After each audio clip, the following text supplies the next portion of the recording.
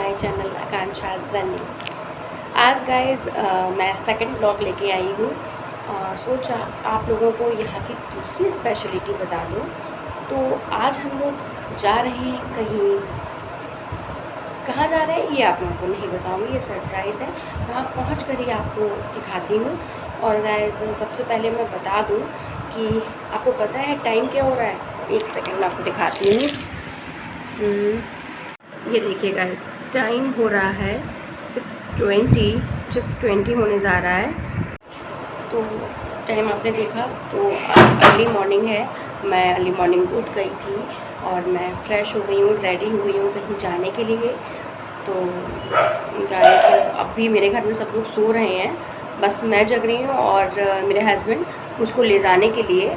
तो मैंने सोचा आप लोगों के साथ यहाँ की कुछ सेकंड स्पेशलिटी शो करूँ, आपको दिखाऊं, आपको घुमाने ले चलूँ। तो गाइस चलते हैं। और मैं कहाँ जा रही हूँ ये मैं आपको अभी नहीं बताऊंगी, ये मैं आपको वहीं पहुँच कर दिखाती हूँ।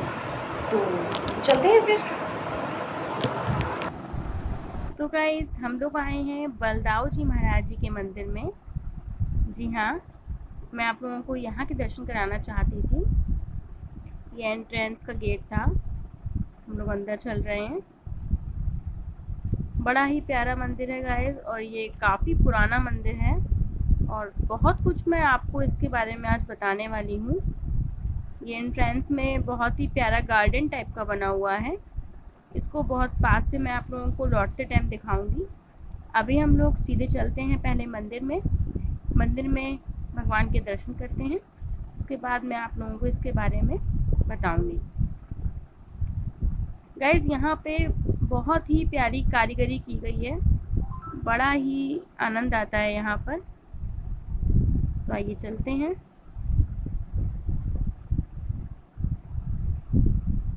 बोलिए बलदाऊ जी महाराज जी की जय। गाइस सामने आप देख रहे हैं, जो ऊपर बलदाऊ जी महाराज हैं, रेवती मैया हैं और नीचे कृष्ण भगवान बांसुरी लिए हुए हैं और बाकी छोटे छोटे प्यारे प्यारे कान्हा जी बैठे हुए हैं बाल कृष्ण रूप में सिंहासन पर।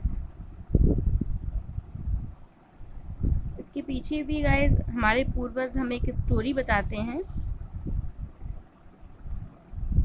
कहा जाता है कि भगवान श्री कृष्ण जी के साथ में यहाँ पर कई बार राधा जी को विराजमान किया गया, परंतु हर बार वह मूर्ति खंडित हो गई। जी हाँ, आप लोगों को आश्चर्य हो रहा होगा सुनकर, लेकिन ये सच है। ये हमारे पूर्वजों ने हमको बताया। यहाँ पर कई बार कोशिश की गई, परंतु राधा जी की मूर्ति यहाँ नहीं रुक पाई। और फिर कहा जाता है कि उन्होंने स्वप्न दिया था, तो उन्होंने ये बोला कि मतलब मेरे यहाँ पर जेठ और जेठानी रहते हैं, तो मैं यहाँ नहीं रह सकती। उसके बाद जी फिर राधा जी की मूर्ति को नहीं स्थापित किया गया। ये बातें सुनने में भले ही अजीब लगती हो या अविश्वसनीय लगती हो, पर जिनका इनसे एक अपना नाता होता है ना गाइस, उनको एक लगाव हो जाता है। ये मैं यहाँ पर आपको ऊपर कारीगरी दिखाने की कोशिश कर रही हूँ। और हाँ, एक बात और, कुछ लोगों को दिमाग में आया होगा कि मेरे पूर्वज कैसे। तो हाँ गाइज, ये एक हमीरपुर की स्पेशलिटी तो है ही, साथ में इस मंदिर के साथ मेरा अपना भी कुछ नाता है। जी हाँ, ये एक्चुअली गाइज ऐसा है कि हमारे बाबा जी, मतलब हमारे जो ससुर जी थे, उनके पापा, उनके बाबा लक्ष्मी नारायण अग्रवाल जी के द्वारा ही इस मंदिर की स्थापना की गई थी। जी हाँ, ये गाइस करीब 1880 की बात होगी। सन 1880 में बाबा जी ने इसकी मंदिर की स्थापना की थी। तो करीब ये मान के चलिए लगभग ये मंदिर 141 साल पुराना है। मेरी बातों को सुनने के साथ साथ आप यहाँ पर कारीगरी को ज़रा ध्यान से देखते रहिएगा। ये द्वारपाल खड़े हुए हैं, ऐसा बनाया गया है। और ये मैं आपको बाहर आंगन के चारों तरफ का व्यू दिखा रही हूँ। कैलाशपुरी लिखा हुआ है, यहाँ पर शिव परिवार है और ये बलदाऊपुरी है तो मैंने आपको दिखाया ही, और इस साइड दुर्गापुरी है तो वहाँ पर माँ का बड़ा ही प्यारा मंदिर है। ये मैं आप लोगों को ऊपर की कारीगरी दिखा रही हूँ, बड़ी ही प्यारी पेंटिंग है गाइस। मैं तब भी उतने अच्छे से आप लोगों को नहीं दिखा पा रही हूँ, आप लोग आकर यहाँ दर्शन ज़रूर कीजिएगा, बहुत ही प्यारा है। और बलदाऊ मंदिर के बारे में तो आप लोगों को पता ही होगा कि अपने इंडिया में ही बहुत ही कम है, सुनती हूँ मैं कम से कम 4 से 5 मंदिर ही होंगे, तो इस मामले में तो अपना हमीरपुर तो बहुत खास हो गया। एक मथुरा में भी सुना है मैंने, इसके अलावा पन्ना में भी सुनती हूँ। ये गाइस आप लोग सोच रहे होंगे इतने सारे पम्पकिन्स यहाँ क्यों रखे हुए हैं, तो मैं आप लोगों को बता दूं कि यहाँ पर एक सेवा और चलती है, जी हाँ, रोटी बैंक के नाम से। जो गरीब हैं, असहाय हैं, जिनको भोजन नहीं मिल पाता, उनके लिए यहाँ सुबह शाम भोजन बनता है। जी, ये आप स्टोव वगैरह देख रहे थे, सिलेंडर, ये उन्हीं का इंतज़ाम किया गया है। तो अच्छा लगता है, खुशी होती है कि अगर हम किसी के लिए कुछ कर सकते हैं। तो ये शिव परिवार को दिखाया है मैंने। जी हाँ, यहाँ पर शिव जी का पूरा परिवार है। जैसा कि हमने आप लोगों को बताया, अर्ली मॉर्निंग का टाइम था, तो शिव यहाँ पर पंडित जी पूजा वगैरह कर रहे हैं। और गाइज एक बात और मैं आप लोगों को बताऊँ यहाँ की स्पेशलिटी के बारे में, आपको सुनकर आश्चर्य होगा कि ये मंदिर उड़द की दाल, कौड़ियों और चूना, इन सब चीज़ों को पीस के इस मसाले का ये मंदिर बनाया गया है। अभी मैं आप लोगों को और भी बहुत कुछ दिखाऊंगी। यहाँ की दीवारें, यहाँ के ऊपर का आप देखिए कितनी मोटी मोटी दीवारें हैं। ऐसी पुरानी चीज़ें, ये सब पुरानी धरोहरें हैं, इनको हम जितना सुरक्षित रख सकें हमारे लिए ये अच्छा होगा, यादें होती हैं हमारी।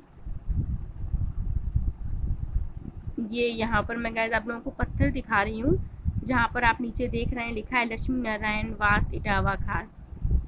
ये हमारे बाबा जी के, ओम प्रकाश अग्रवाल जी के बाबा जी का नाम है।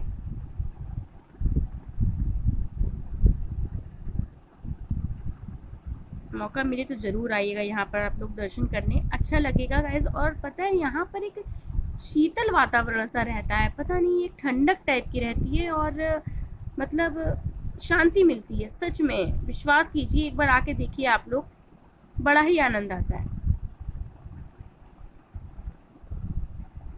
कहा जाता है, बताया था कि पत्थर वगैरह यहाँ पर उस समय पर जयपुर से आए थे, बाकी ज़्यादा जानकारी नहीं है मुझे। और यहाँ पर कुछ लोग आते हैं, कुछ ना कुछ कंट्रीब्यूशन भी चलता रहता है। और गाइस ये गाइस देख रहे हैं ना आप, ये झूला है, भगवान श्री कृष्ण का झूला है। ये जन्माष्टमी के समय पर इतना प्यारा महोत्सव होता है यहाँ पर कि मैं आपसे क्या ही कहूँ, बड़ा ही प्यारा दृश्य होता है उस समय का। 6 दिन मंदिर का वातावरण ही अलग रहता है, झांकी वगैरह सजती है और बहुत अच्छा लगता है। पूरा भजन कीर्तन होते हैं, मंडली आती है, झांकी लगती है, खाना पीना होता है। गोवर्धन पूजा वगैरह के दिन भी बड़ा अच्छा माहौल रहता है। ये मैं आप लोगों को यहाँ पर दुर्गापुरी, मैंने आपको बताया था कि माँ का मंदिर है, ये माँ की मूर्ति है।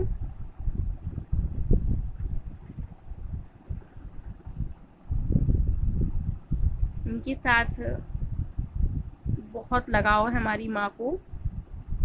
जी हाँ, मेरी सासू माँ को इन देवी जी से बहुत लगाव है। उस समय पर माँ बताती हैं कि स्थापना के समय पर पूरी कलश यात्रा माँ ने पैदल नंगे पैरों की थी। अच्छा लगता है सुनकर जब हमें हमारे बड़े कुछ अपनी पुरानी बातों को बताते हैं और हम लोगों को उन चीज़ों का दर्शन करने को मिलता है, और क्या चाहिए। यहाँ पर गए ऊपर फैन वगैरह भी लगा हुआ है, ऊपर फैन चल रहा है, काफ़ी अच्छे इंतज़ाम किए गए हैं। ये बाहर की साइड से चैनल लगा हुआ है कि मतलब आप बाहर से भी दर्शन कर सकते हैं। जब ज़्यादा गर्मी पड़ती है तो कूलर वगैरह का भी इंतज़ाम यहाँ पर रहता है। ये मैं आप लोगों को दिखा रही हूँ मंदिर के बाहर से ऊपर की साइड का हिस्सा। ये देखिए, बड़ी महीन पेंटिंग्स है गाइस, यहाँ पर बहुत ही महीन पेंटिंग्स है। एक एक मूर्ति यहाँ की, इसको ध्यान से देखने की ज़रूरत रहती है। ये केले का पेड़ है जो बाग बगीचा मैं आपको बता रही हूँ वहाँ पर है, काफ़ी बड़ा हो चुका है। ये खूब सारे पेड़ पौधे लगे हुए हैं, इसमें से कुछ हमने भी लगाए हैं, कुछ हमारे पापा, शायद आप लोगों को पता हो, या जिनको नहीं भी पता है, जिनकी अभी कोविड में डेथ हो गई, उन्होंने ये यहाँ पर चंदन के 2 पेड़ लगवाए थे, लगे हुए हैं। उनकी यादें ही रह गई हैं बस, अब और कर भी क्या सकते हैं। ये और वहाँ के पेड़ पौधे हैं, बाग बगीचा मैं आप लोगों को दिखाने की कोशिश कर रही हूँ। वैसे भी मॉर्निंग टाइम था तो अच्छा लग रहा था, धूप भी नहीं थी और हल्का हल्का ठंडक सा मौसम था।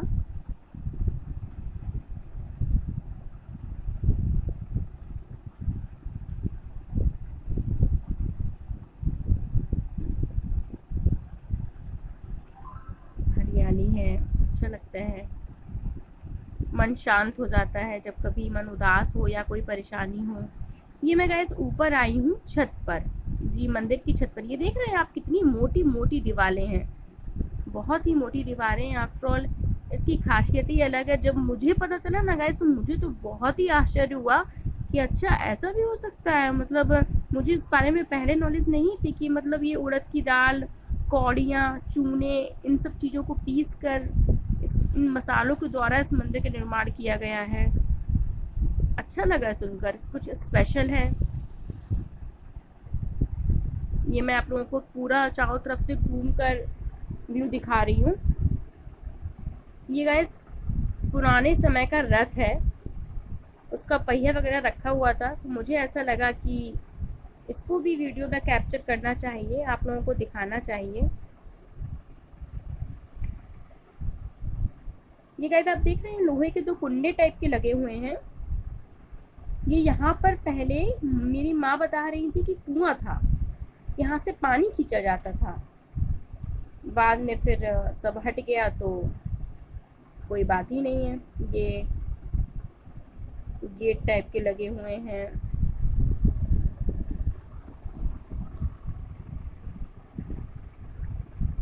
ये मैं आप लोगों को मतलब ऊपर का जो क्या बोलूँगी मैं, बालकनी कह सकते हैं इसको, बालकनी भी नहीं बोला जाएगा, आंगन में जो ऊपर की साइड से झांकने का पोर्शन है, उसका मैं आपको कारीगरी दिखा रही हूँ। फ्लावर प्रिंट टाइप को बना हुआ, प्रिंट भी नहीं, फ्लावर डिज़ाइन टाइप की बनी हुई है, कुछ चित्रकारी की गई है, हंस वगैरह बने हुए हैं, हंस के जोड़े वगैरह, फ्लावर्स हैं, डिज़ाइंस हैं। और देखिए जहाँ जहाँ वो ख़राब हो गया है तो फिर वो चीज़ दोबारा नहीं बन पाई, तो ऐसे ही उसको ठीक कर दिया गया है। हालाँकि गाइस आजकल नई नई टेक्नोलॉजी आ गई हैं, ये बात सही है, बहुत कुछ परिवर्तन आया है, विकास भी हुआ है, ऐसा नहीं है, लेकिन फिर भी गाइस वो पुरानी जो चित्रकारी थी, जो पेंटिंग्स थी, वो अब देखने को नहीं मिलती। इस तरीके की चित्रकारी, मुझे तो ये पेंटिंग्स ना कुछ कुछ मधुबनी पेंटिंग्स की तरह लगती है। क्या आप लोगों को ऐसा कुछ लग रहा है? अगर ऐसा लग रहा है तो प्लीज़ कमेंट में ज़रूर बताइएगा। मुझे मतलब प्रॉपर मधुबनी पेंटिंग तो नहीं कह सकती, लेकिन कुछ कुछ मधुबनी पेंटिंग्स की तरह मुझे लगती हैं। ये मैंने आपको बालकनी का व्यू दिखा रही हूँ, जो मैंने आप लोगों को बाहर से नीचे से ऊपर का व्यू दिखाया था।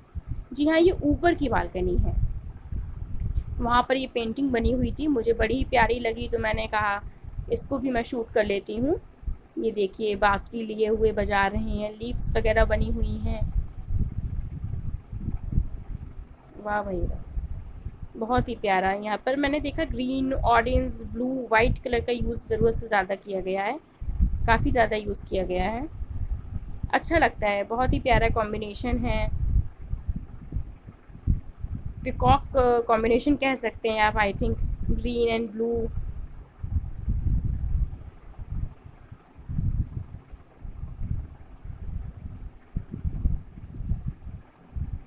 ये देखिए, मैं आप लोगों को छत से नीचे का दिखाने की कोशिश कर रही हूँ कि पंडित जी जो काफ़ी लंबे समय से यहाँ पे इस मंदिर की सेवा कर रहे हैं।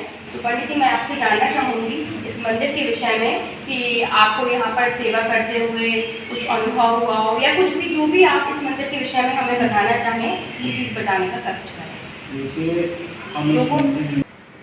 देखिए, परमात्मा जो होता है अपने भक्तों से प्रसन्न होते हैं। जब उनके भक्त, उनके पुजारी अनुकूल रहते हैं, तभी परमात्मा जो है अपना प्रभाव प्रदर्शित करता है। यदि उनके भक्त, उनके पुजारी प्रतिकूल नहीं हैं और उनके मंदिर की साफ सफाई सुचारू रूप से नहीं होती है, तो परमात्मा प्रभावित नहीं होती, परमात्मा अपना प्रभाव प्रकट नहीं करते। तो परमात्मा को अनुकूल बनाने के लिए उनकी भक्ति, मंदिर की साफ सफाई, भक्तों के प्रति मधुर व्यवहार का होना अति आवश्यक है। अब बलदाऊ जी की ऐसी कृपा है कि इस आरती में जब 7:30 बजे आरती होती है तो पूरा आंगन भर जाता है। और बलदाऊ जी की बड़ी असीम कृपा है सबके ऊपर और हमारे ऊपर भी कि हमारी आत्मा, हमारा जीवन सुखमय हो गया, आनंदमय हो गया, हमें किसी प्रकार का कष्ट नहीं रहता। इसी प्रकार से हम अपनी वाणी को विराम देते हैं। तो मैंने आप लोगों को यहाँ पर बलदाऊ जी मंदिर के पूरे दर्शन करा दिए, चारों तरफ का व्यू दिखाया, अंदर का दिखाया, यहाँ की जो महीन यहाँ की कारीगरी है उसको मैंने दिखाया, ऊपर छत का व्यू आपको दिखाया, यहाँ के आसपास के बाग बगीचे का व्यू आपको दिखाया। पंडित जी से भी मैंने आप लोगों की बात कराई, उन्होंने यहाँ के विषय में जो भी उन्होंने अनुभव किया वो आप लोगों से शेयर किया। तो आई होप कि आप लोगों को मेरा ब्लॉग पसंद आया होगा।